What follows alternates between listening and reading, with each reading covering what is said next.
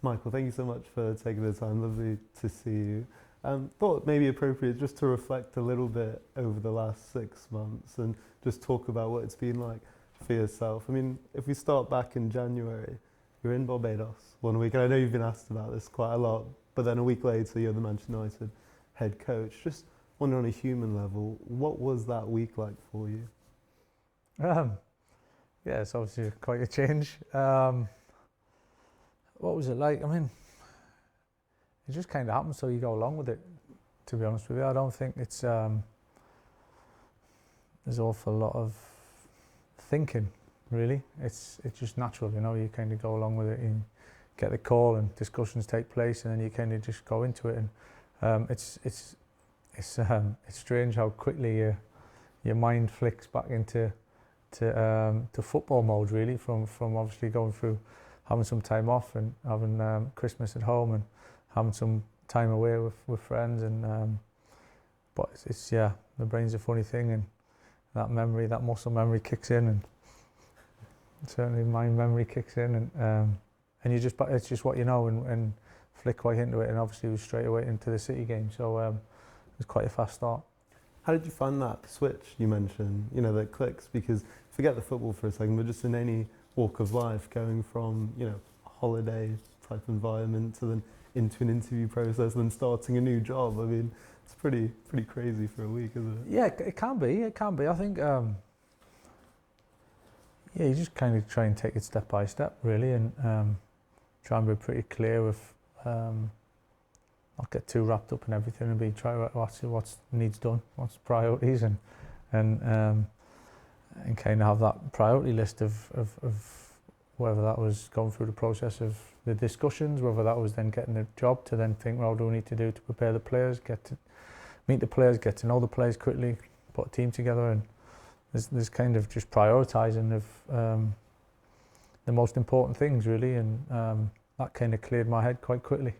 And on that point, I know you quite often as a fan would go to Old Trafford with your family to watch the games, so just wonder from your observations over, you know, the last few years, if you want, as a fan, to then when you step into that changing room with the squad and you're addressing them for the first time, what you found what you expected from just observing as a fan in the stands, or was it maybe a bit different to what you maybe thought? I think it's difficult.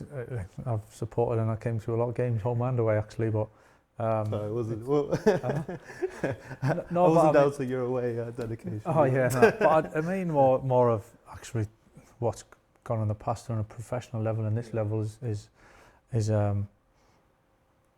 always difficult to judge from the outside. So I wouldn't want to go down that road. But what I certainly found straight away was a group of players that are really desperate to do well, really good group of players, and that want to stick together with the spirit, and I've spoke to it a lot of pretty much every interview I do. I talk about the spirit and the connection, and I found that straight away from the players. That I was really pleased with, because you never really know somebody until you get to know somebody, right? So as soon as I started to get to know the players, I could see there was a real sense of willingness to do whatever it takes to be successful, which was really pleasing. And you had a benefit of knowing some of the squad already from your previous years here, but the start, you know, the two outstanding wins against Manchester City and Arsenal, just wonder, what do you think that did for maybe the connection to the other backroom staff and the players who maybe they didn't have that, you know, factor? How much do you think that helped the players buy into the staff, and also the staff get to know the players a lot quicker as well? I just think in every aspect, it's a win and a big win and two big wins and 3 big wins on the back of it. I think it's, of course, it does wonders for everything. The staff coming in, some new staff coming into the club, getting to know each other as well. Backroom staff, of course, players, some I knew, some I didn't, but I didn't really let that affect me in terms of relationships from before. I think you're coming in and judging for what it is now, and but of course wins improve a lot of things, you know, and I think it was how we achieved it. I think was give everyone such a lift and such a bounce and such a confidence and energy spike, if you like. We kind of tried to carry it on for as long as we could. Just alongside then, and moving on a few months, just wonder how big, maybe just from the outside, it felt like the Leeds defeat, but then the win against Chelsea felt quite significant just because of the manner of the defeat at Old Trafford, but then to then win at Chelsea for the first time in 5 or 6 years with that performance. Did it feel maybe significant on the time to get back on the right road towards Champions League football? Not massively, really. You're gonna win. Hopefully, you're gonna win games. You're definitely gonna lose some games at some point, or the odd game here and there. We don't want to, and we certainly don't plan for it. But at some point, you're gonna. Always had setbacks at certain times in this club, however successful we've been. So that's just part of it. A lot of people can get carried away with it, and with the ups and the downs, that's fine. That's what some people are there for. We're certainly not. We're here to kind of understand what we needed to do to get better. And of course, the reaction's important, and not to go back-to-back defeats and try to keep the momentum. But it wasn't like a major relief or a major thing. It was just keep doing what we're good at and believing that we get some sort of level of success with the results. Listen, going to Chelsea and winning, of course, it always has been a tough place to go, and winning that game was a great feeling. But it wasn't so much any bigger than it should be, certainly from inside us. And I just wonder, over the last few months, as the results piled up, got closer to Champions League football, we've spoken to so many players over the last few months, whether that was Man Utd, for example, all really supportive of you and the rest of the backroom staff, whether that's to continue on or just enjoying the moment as well. I mean, what has that support maybe meant to you and the staff, do you think, in terms of having such an impact in a short space of time? I mean, you mentioned kind of what a turnaround it was even to start with. Yeah, of course. I mean, we want everyone feeling in a good place and again with a good connection and invested in each other to try and achieve something, and that's players, that's staff, that's all together. So we want the boys to have an element of happiness and enjoying being here. It's hard work, obviously, and it's challenging, and it has to be like that way. But I think to be thriving in the environment and be happy in the environment is important. So you can't always please everyone. That's how it is, and we're not here to please everybody, but to give them the opportunity and feel that they're in a good place to perform is the most important thing. Just looking forward a little bit, I just wonder, with Casemiro leaving at the end of his contract this summer, lovely goodbyes from Old Trafford last weekend, but for Kobbie Mainoo and maybe looking at who that ideal partner could be for him going forward in the midfield, or whoever's there, but you get my point. I just wonder, what qualities do you think would really complement Kobbie Mainoo's game as he continues to develop himself as well, whether that's in one player or two players in that duo?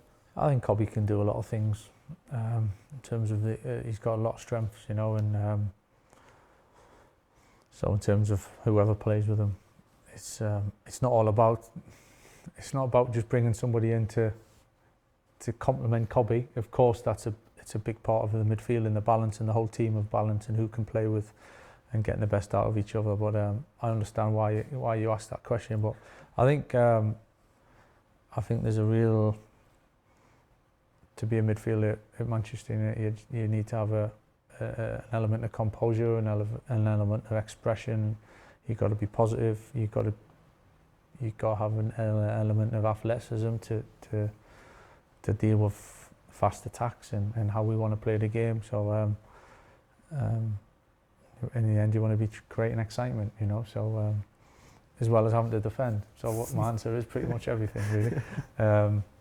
Which is what you'd expect, to play at the highest level and to compete for the highest honours. You've got to be able to cope with a lot of things.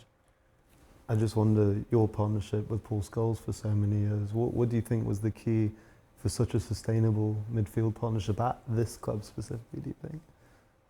I think there's certainly personal understanding and a wavelength of, sometimes it's coachable, sometimes it's quite natural actually, and seen it over the years with pairings, whether that's centre-back pairings, midfield pairings, striker kind of pairings. Sometimes things fit for a reason, and certainly for playing with Scholes, you had a really good relationship with him, understanding each other, and probably the biggest thing is appreciating each other's game and trying to get the best out of each other. I think all the best kind of combinations, pairings, units, whatever that may be within a team is appreciating and understanding each other's games, certainly to try and bring out the best in each other. I know we've asked you a lot of questions about Bruno Fernandes over the last few months. One thing I just wanted to ask you about was something you mentioned at the FWAs. So we spoke to Kieran McKenna recently about Bruno Fernandes, because you both at the club when he first signed. And something that stuck with me hearing from him about Fernandes was the training camp early in February after he signed, I think it was in Spain, and he just talked about his kind of recovery and his dedication off the pitch, and kind of put him in Cristiano Ronaldo levels of, world class in terms of that aspect of the game, which is maybe something we don't see as much. I mean, what were your first impressions of Bruno at that point? Please. Yeah, I mean, it's similar. I mean, it's his quality, of course. I think his natural quality on the ball, and his eye for space, and his eye for a pass, and his eye to be very creative. I think that shone straight away from seeing him close up in training, which obviously is why he was brought to the club in the first place. And then, of course, the part the part that not a lot of people get to see is what it takes at this level to be consistent, of looking after yourself, living right, doing all the right things away from the pitch, and whether that's preparation, whether that's after coming off the pitch, and everything that surrounds that, living your life. There's so many things go into it, and I have to say, now he's evolved into being a captain and such a leader and influential within the football club, and he carries it so well. And it's not a straightforward or a natural or an easy thing just to be able to do that, but he's found a way of coping with it, and now it's natural to him, and I think he represents this club in such a fantastic way. I know we've had a bit of a speed run through the last 6 months, but to culminate, I know you have one more game away from home, but to culminate Old Trafford last weekend with the goodbyes to certain players, but just wonder, before your speech, you're getting serenaded by your song, and I just wonder, how much do you really feel that, and how does it kind of feel different? Does it impact differently as a head coach compared to when you're at away grounds, or at Old Trafford as a player in that midfield? I imagine you maybe can't take it in all the time when you're playing. It was certainly a nice moment after the game, I think, for everybody. I felt it within the stadium, whether that was players or staff, myself, for certainly the supporters and the friends and the family of everybody in the stadium. I think there was a real good feeling. The amount of people that were there was literally everyone stayed behind, which is not always the case at different stages. The stadium was full for a long time after the game. There was a real sense, not that we're here to celebrate an awful lot, because we're striving for success, but there was an appreciation, I think, of probably what the players have achieved, where we're at, the connection with the supporters, how much they're enjoying watching the players perform. I think is massively important, of course. But then to take that moment in, for sure, to be in a position I'm in, and to see in the stadium and reacting in such a way was of course, that's very nice, and that's what pushes you on for more. You kind of get greedy in a good way. It's, you never take it for granted, but you get greedy and you always want more. So to get that feeling was very nice. Do you prefer hearing the song on the touchline or as a player? It's just different. I think when you're playing and you're in the game, it's a different way of being invested in the game. Physically you're right in it and you're in the heart of it. So you hear some, you miss others. Sometimes when you're on the touchline, you're a bit more withdrawn, so you can take a little bit more in at times, even though your eyes and your mind's on the game. So I probably hear it a little bit more now.